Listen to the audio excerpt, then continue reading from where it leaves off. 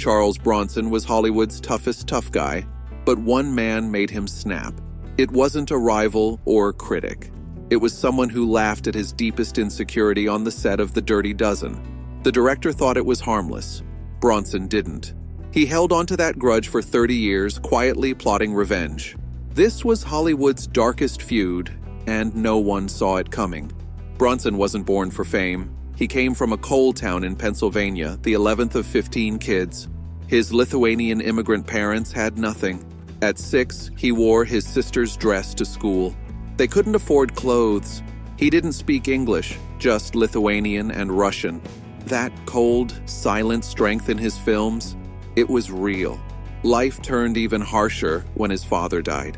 Bronson was 10. While other kids played, he went to work in the coal mines. 12-hour days in dangerous tunnels, earning $1 a ton.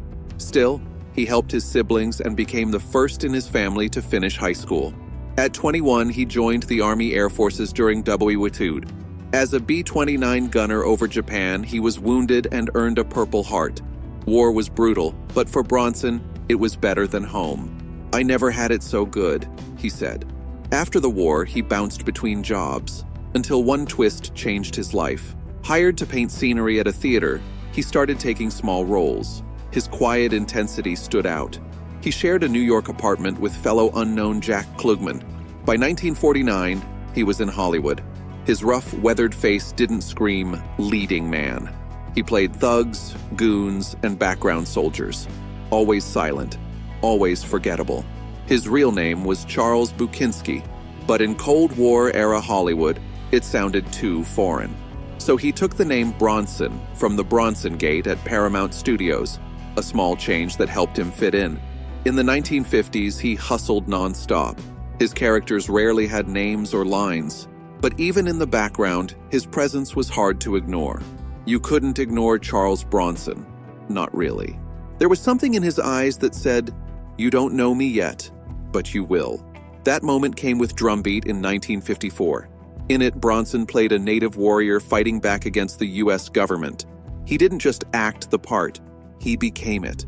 His silence spoke volumes. One critic said he stole the whole film. That wasn't praise, it was a warning. Bronson was done playing thug number 2. A key jail cell scene showed Hollywood something new. Humor, humanity, timing. With Drumbeat, people finally noticed. And Bronson wasn't going back to the shadows. By 1958, he headlined Machine Gun Kelly. It was a low-budget gangster film, but Bronson turned it into something bigger. His George Kelly was all bravado on the outside, all fear on the inside. No flash, just grit. One robbery scene had no dialogue, just Bronson's body telling the story. Critics were stunned. Raw, real. Suddenly, people were whispering, maybe this guy could carry a film. But Hollywood didn't bite. Not yet. Bronson starred in a TV series, Man with a Camera, and landed solid roles in The Magnificent Seven, The Great Escape, and The Dirty Dozen. Always the side character, never the star. Most actors would have quit chasing stardom by their 40s. Not Bronson. While America overlooked him, Europe saw the truth. In France, Italy, and Germany, he was a revelation. Quiet, cool, powerful, without saying a word. Foreign directors admired the tension he carried. Their audiences made him a star long before the US did. It wasn't easy. He was seen as too ethnic, too rough. "I look like a dynamited rock quarry," he once joked. And casting directors agreed. They made him everyone but himself. Mexican, Native American, Greek, Italian. But things shifted when John Sturges cast him as Bernardo O'Reilly in The Magnificent Seven. Bronson was 39, a late bloomer by Hollywood standards. But that role gave him something new, dignity. He wasn't just a gunman, he was a man with a conscience. A man who understood that real courage wasn't just about killing, it was about why you fight. In one powerful scene in The Magnificent Seven, Bronson told village boys their fathers, who worked the land every day with no reward, were the real heroes. That quiet strength connected deeply with audiences, especially in Europe, where the film became a huge hit and launched his international career. It proved Bronson could deliver more than just muscle. 3 years later, The Great Escape gave him a chance to show his range. He played Danny, a soldier with claustrophobia forced to dig tunnels for a daring escape. The fear in his eyes was real. Bronson had worked in coal mines as a child and knew what it felt like to be trapped underground. Director John Sturges cast Bronson to show that even the strongest man could be vulnerable. The result was unforgettable, especially in Europe, where Bronson's quiet intensity made him a rising icon. But as his fame grew, his personal life began to unravel. During The Great Escape, he fell in love with Jill Ireland, who was married to his friend and co-star David McCallum. Despite the complications, Bronson made a bold move that changed his life forever. Bronson and Ireland married in 1968 and stayed together for over 2 decades. She wasn't just his wife, she was his co-star in more than a dozen films, and together, they became one of Hollywood's most iconic couples. By the time of The Dirty Dozen in 1966, Bronson had become a household name in America, but the filming was chaotic, with long delays and egos clashing. One day, co-star Lee Marvin went missing and had to be dragged back from a pub, still drunk. The shoot was grueling, but The Dirty Dozen became a massive hit. Yet, not every memory was positive. Bronson, sensitive about his height, 5'8", was humiliated when director Robert Aldrich placed him between 2 of the tallest actors on set, Clint Walker and Donald Sutherland. It was a cruel prank that cut deep. For years, Bronson had been cast as the tough guy in the background, while the pretty actors got the spotlight. Hollywood wouldn't make him a leading man. So, at 47, he left America for Europe, following in Clint Eastwood's footsteps. Europe saw what Hollywood didn't. They wanted power, grit, and presence, not just pretty faces. Then, France came calling. Alain Delon, one of Europe's biggest stars, personally requested Bronson for Adieu l'ami. The film became a hit, proving Europe didn't care about looks. They cared about real character. French audiences were obsessed with Bronson. Adieu l'ami made millions, and his chemistry with Alain Delon was electric. Critics noticed. The box office noticed. And finally, Bronson was getting the screen time he deserved. Then, fate gave him a second shot. Sergio Leone, director of The Good, the Bad, and the Ugly, offered Bronson the role of a mysterious gunman in Once Upon a Time in the West. Bronson had turned down Leone's earlier offer for a fistful of dollars, the role that made Clint Eastwood a star. But this time, he said yes, and it paid off.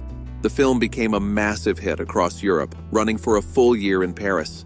Leone even called Bronson the best actor he'd ever worked with. Bronson's silent stare and raw presence captivated audiences. Rider on the Rain, a French thriller, won him a Golden Globe and pushed his legend status even higher. More hits followed: Cold Sweat, Violent City, Red Sun. These roles weren't just parts. They were tailored for Bronson's stoic, dangerous, moral character. Women adored him. Men wanted to be him. By the early 1970s, Bronson returned to Hollywood, a bona fide star. At 52, he was earning $1 million per movie, unheard of for most actors at that age. His collaboration with director Michael Winner was key to his success. Their first film, Chatto's Land, was just the beginning of a gritty, violent partnership. In Death Wish, Bronson became the face of vengeance. Despite the film's brutal violence, audiences flocked to theaters. The more critics hated it, the more people showed up. Bronson had found his niche, but it wasn't just Death Wish. In The Mechanic, Bronson redefined the hitman role. Silent, calculating, chilling. The film opened with 16 minutes of silence, just Bronson planning a hit. His performance showed how powerful silence could be in storytelling. Bronson wasn't just a one-trick pony. In Chatto's Land, he played a half Apache seeking revenge, and in The Stone Killer, a tough cop hunting mafia killers. He made each role real, even when things went wrong behind the scenes, like the near-fatal stunt accident during The Stone Killer.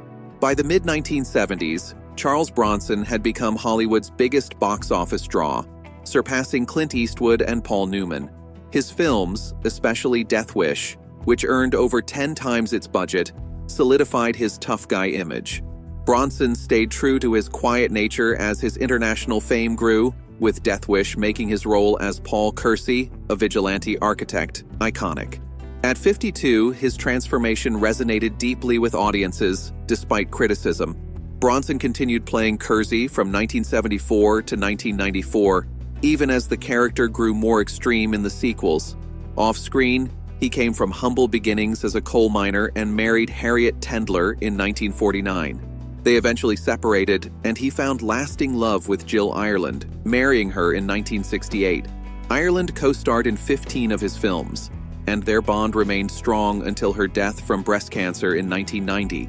Bronson kept her ashes in a cane, carrying them with him always. In 1987, British criminal Michael Peterson changed his name to Charles Bronson for boxing promotion, becoming notorious for his violent behavior. A 2008 film about Peterson blurred the lines between actor and convict. Throughout it all, the real Bronson remained private, leaving a legacy built on his films and enduring love story with Jill. Please subscribe to our channel for more videos, and don't forget to press the bell icon.